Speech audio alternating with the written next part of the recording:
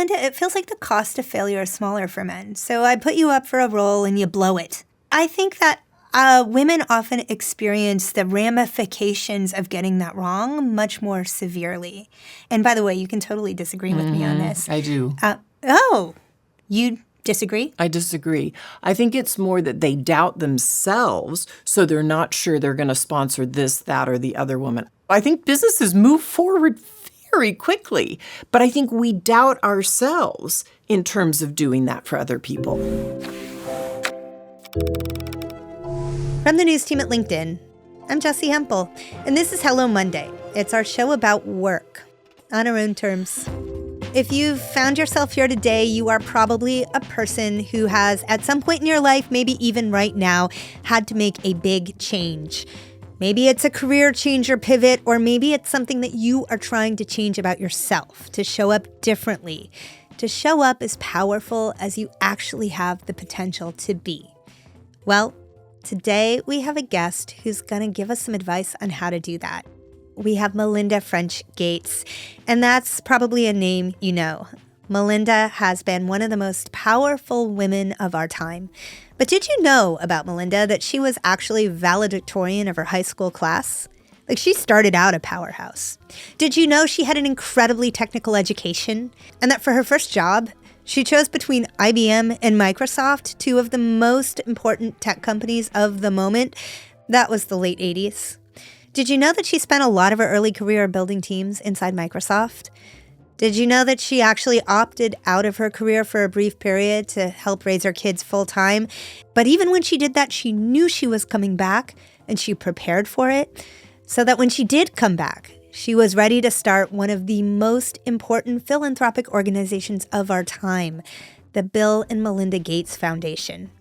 Now, more recently, Melinda has taken all of the clout and all of the expertise that she gained over the course of her career and put it to use in service of her own work through Pivotal, the organization that she now runs.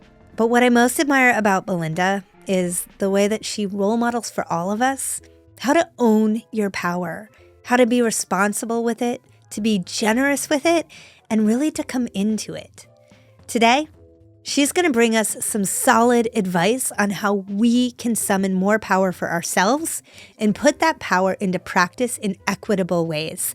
Now, this conversation was recorded before a live audience, and you're going to hear us talk with the audience members.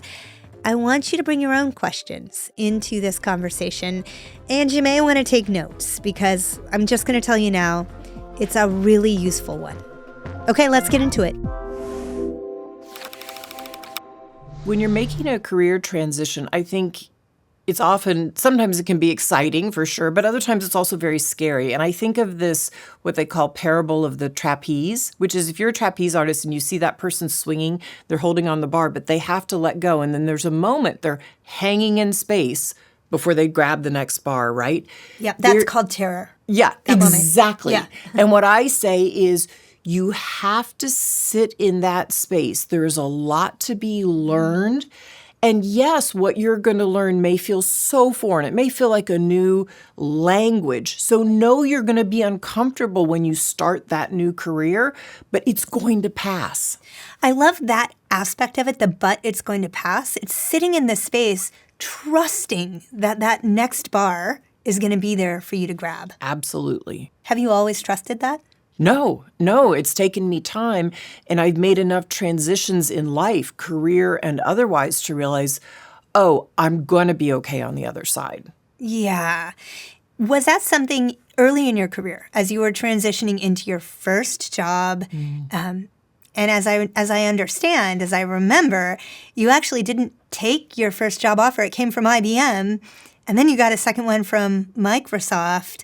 Did you know in that moment that it was going to work out no matter what you did? Like, how did you think about that? I think I was lucky enough to have worked for IBM for 2 summers. And so I had this job offer on the table for quite some time. I turned down other offers, but literally I had a piece of advice. My hiring manager at IBM, a female, said to me, okay, are you ready to accept the job offer? I was in person with her, and I said, well, I have one more company to go interview, this little company, Microsoft. It was tiny.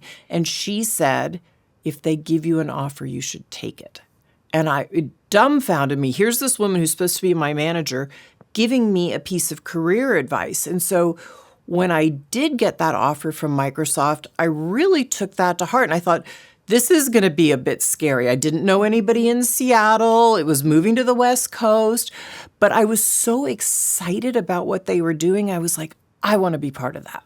I love that. And I love in particular the story about a person who cared more about you as a young woman entering the workforce than about giving great talent to her employer, right? It's putting somebody else's interests above your own in pursuit of furthering women. Again, it comes down to trust. Trust yourself that you know why you're taking this career shift and why you're moving to this role, but keep a set of trusted advisors around you. They don't have to be in your current job or your new job, but even trusted advisors outside who know you and can see in you your talents and remind you, again, you're going to be okay on the other side, even when you doubt.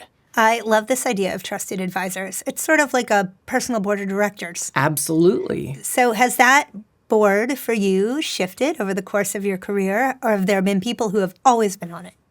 No, it's shifted for me over my career. Yeah. And I'm not sure I would say to people, you should shift them over your career. I was late in understanding this concept and finding the people who would mentor me.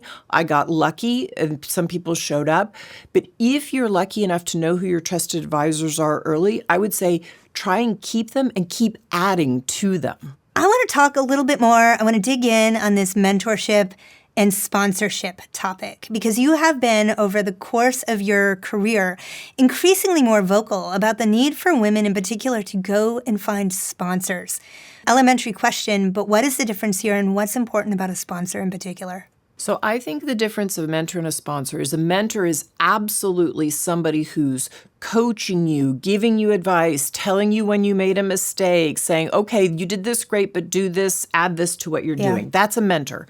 A sponsor can absolutely do those things, and I hope he or she does for you, but they're the ones that tap you for the job and say, you're ready to take this job next. And they're the ones who go to other of their peers or somebody above them and say, she's ready for the next role. Let's find it for her. That's sponsoring.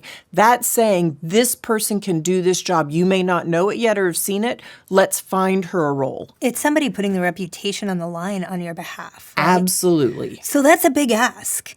If we don't have a sponsor, how do we go about cultivating one? Go have 6 coffees with people that you admire in the business community. That's how you do it. And then you pick from there. You know, too often, I'm just going to say it, I think we talk about, well, how do I get one? How do I get one? We don't talk enough about how I become one. So I wonder if you might share some insight, because it takes a bit of bravery to put your reputation on the line on behalf of someone else. How do you be a good sponsor for someone? Well, I think, you want to make sure that the person that's coming to you, that you trust who they are and their reputation, because you're spending your reputation for them. Right. But I think you also, you look for those opportunities and you figure out where there's a match and you put them forward. And so often I think about male networks. Yeah. They just exist everywhere. You know, a young man comes out of college, Right. and quite frankly, people tap him on the shoulder and say, oh, here's a job for you. Oh, my friend knows a job for you. Oh, come over here. Women don't have those natural-born networks, but we need to learn to create them and cultivate them. So in the role I'm in now, I think about how do I sponsor people, because that is something I can sometimes do. Well, and Melinda, it feels like the cost of failure is smaller for men. So I put you up for a role and you blow it. Mm-hmm. And that's a bummer for me. That's going to reflect badly on me. But I think that women often experience the ramifications of getting that wrong much more severely. And it causes women occasionally to take, and by the way, you can totally disagree with me on this. I do. Okay. I think that it causes women to not take as many chances as they should. You disagree? I disagree. I think it's more that they doubt themselves, so they're not sure they're going to sponsor this, that, or the other woman. I'm not sure that the company looks back and says, oh, well, Jessi's the one that sponsored Stephanie for that role, and so that reflects on Jessi. I don't think so. I think businesses move forward very quickly. But I think we doubt ourselves in terms of doing that for other people. It's sort of like we're so afraid to speak in meetings because we're worried that everyone will remember it. But the truth is, we mostly don't remember what anyone else said in meetings. We're mostly just too consumed with thinking about what we might have said in the meeting. And you know what I often say to people about when you go into a meeting, especially a woman, is you have an idea that you think is a good idea, make sure you bring it up. Because no one else is going to call on you in the room. Everybody's thinking about themselves or the business thing they're trying to move forward. They're not thinking about you. You're going to feel better after the meeting if you've spoken up than if you haven't. Even if you stumble a bit in the way you speak up. That is so critical. And Melinda, another thing that I see women do effectively for each other is echo each other. So Melinda, you made that great point. I, Jessi, am going to say, Melinda, that was a great point that you made, that XYZ. That's important. And if you're in a leadership role, like I found when I'm at the head of the table in some organizations, I actually do create room for women. Like I'll see a woman start to talk, but somebody will talk first or over more quickly. I'll be, wait a second, so-and-so has a point to make over there, woman or man, because we then get to hear their ideas. You know, so much of what you're saying, Melinda, involves truly cultivating your own confidence. Do you have any tricks for how you have done that over the course of your career? I have surrounded myself over time with people who believe in me. And it's really important to have. And I was lucky. My father believed in my sister and me when we were quite young, and he was vocal about it. But then I saw the value in having other men and women who believed in me. And I tried to push away the people who didn't believe in me, or maybe they were insecure. I didn't see it at the time. They were insecure in themselves. And so they would put that on me. That happened to me a lot coming up in my early career. Look, you want to know that you are skilled at doing a role. Like you don't want to get hired into a job that's 5 levels up and you really are at the beginning of your career. But most people don't find themselves in that situation. And yet we go in, and I guess I see this in particular with women, and they think, oh, I'm not good enough yet. Maybe I don't deserve to belong here. Maybe I shouldn't.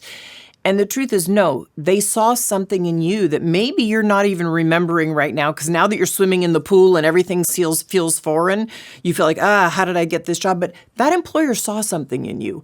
So lean into that. Again, lean into the people who can remind you why you got that job. And that will help, because you just got to push through it. Yeah.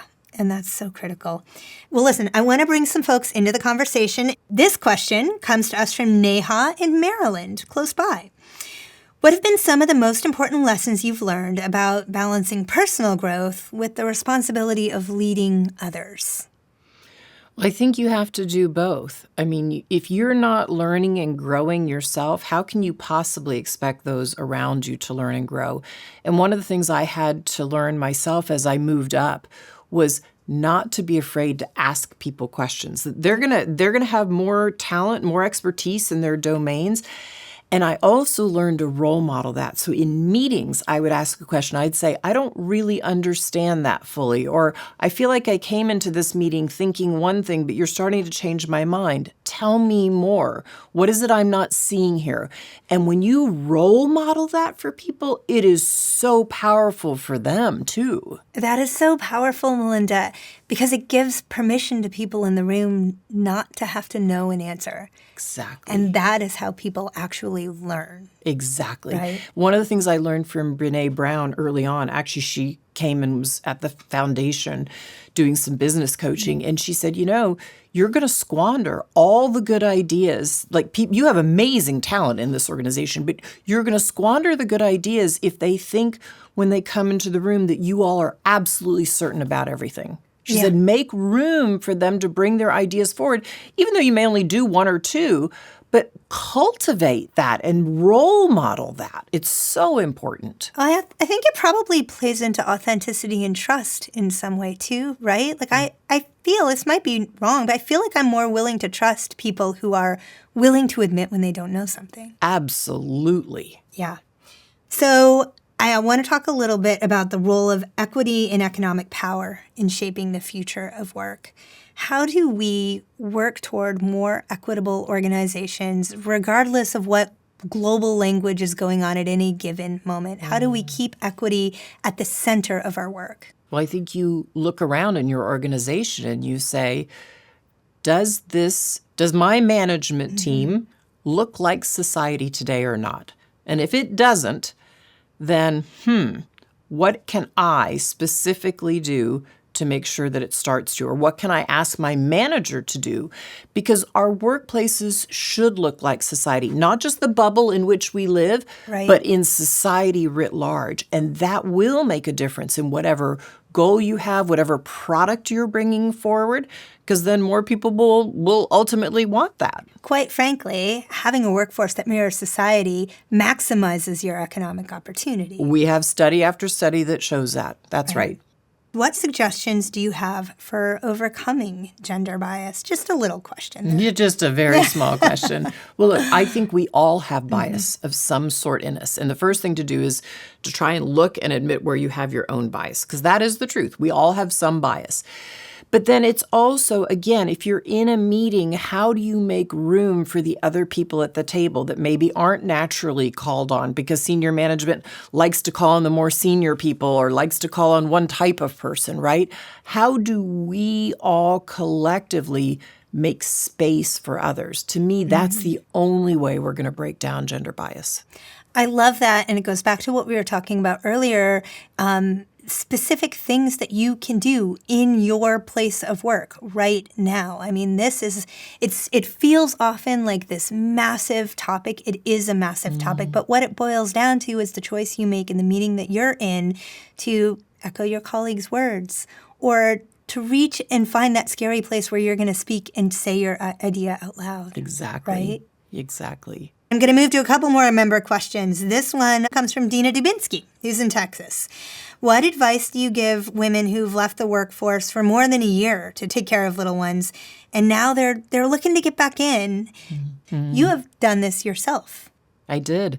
So at the birth of my first daughter, I stepped away from Microsoft on purpose, but I knew I was going to go back to the workforce. Yeah. And I had a time frame in mind. So in the middle, I started to take board positions, and they weren't big board positions. They were small ones, but I started to learn what was going on a school board, what was going on a business board. And guess what? I didn't realize it at the time, but on the business board, I was networking, and I didn't know that. But then I set myself up that I was ready then for my next career, and I kept my confidence up. I think quite often when you take a career break, you lose your confidence. Yeah. So you need to be out and amongst other people, not just completely by yourself learning behind your computer, as an example. And I've seen a lot of women in particular, because it's often, I wish it was both men and women that took the time off, but that's another issue, paid family medical leave in our country. But often women, when they take a year off, what they need to do is stay in their network of trusted friends, men and women, and talk to them about, okay, I'm not sure I'm ready to go back. I'm thinking about it. What's going on? How do you see this issue? Maybe I feel behind on AI, like I'm not using it very much. Talk to others who can remind you these are the key things you kind of need to know to come back into the workforce. And the people who knew you before you left to say, and this is what you used to contribute. Don't forget, just because you've been changing diapers, you haven't forgotten how to do that. Yeah. It's incredible how if you're not doing that, how quickly it can impact your confidence and your perception that you have something to contribute. Exactly. Now, this question comes from Todd Vaughn in Washington, D.C., who considers himself a girl dad. Okay. And would like some advice.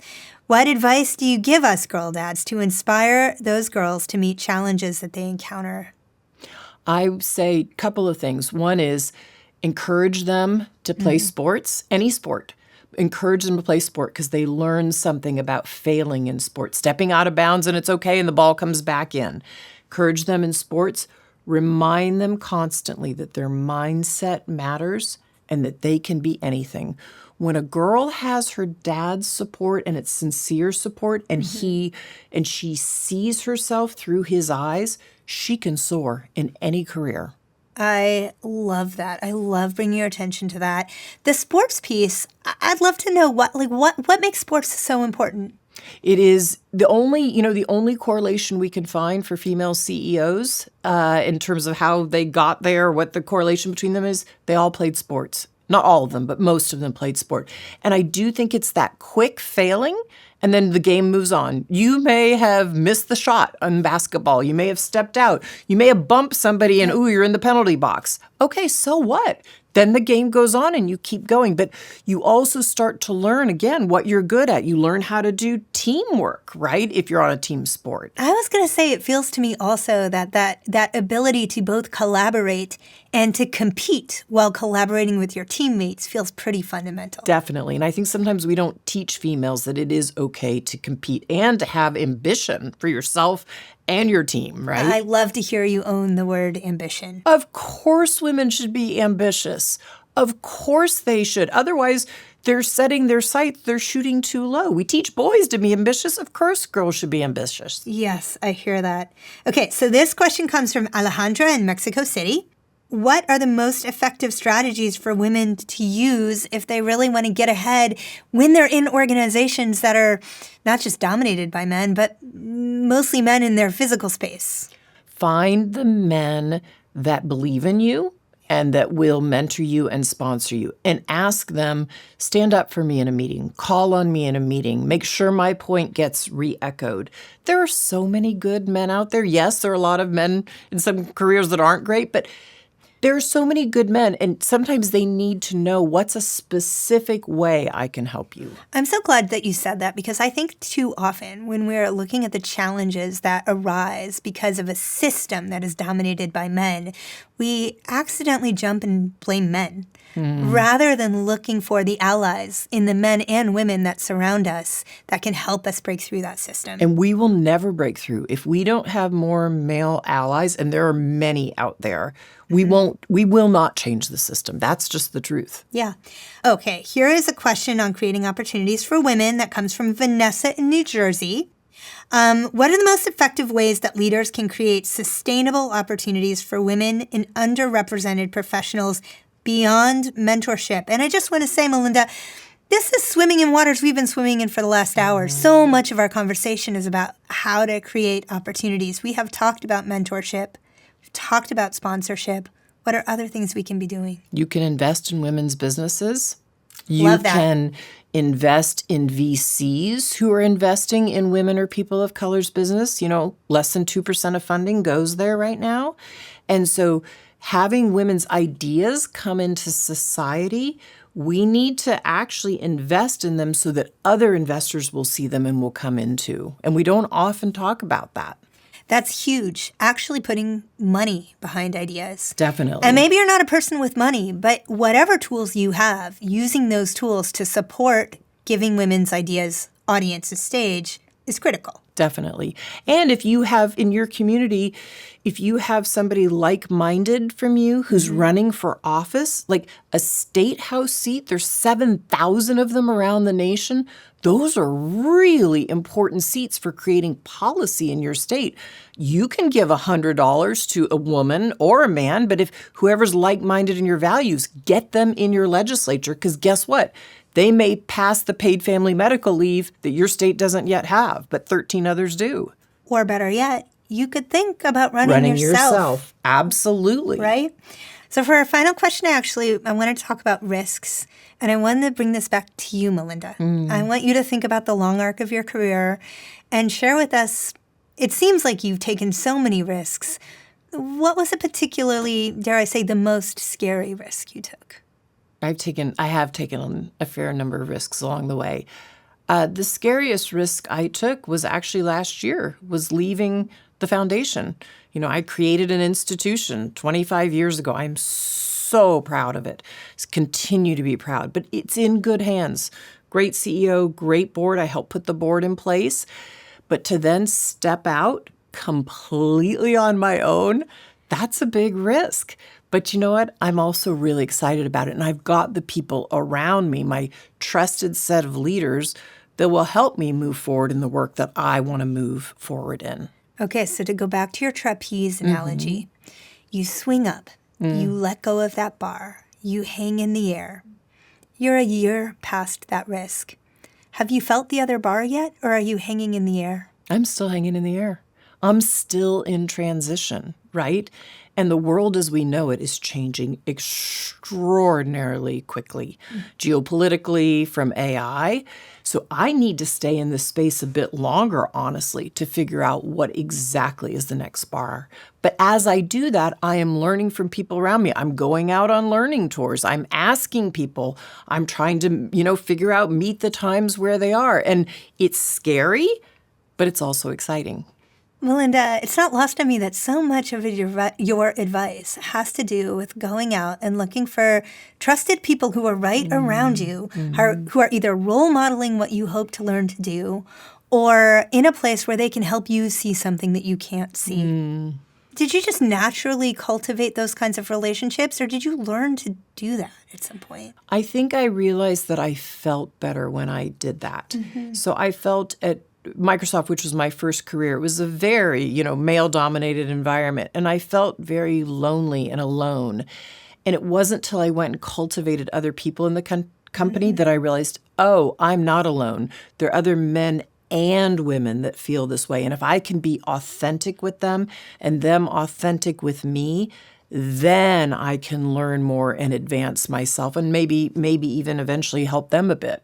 I love that you are owning that feeling of feeling so alone or isolated, right? And I think people can feel that at the beginning of their jobs. They can also feel that in the middle of their careers. Maybe you move into a new role or you move into a new company or industry.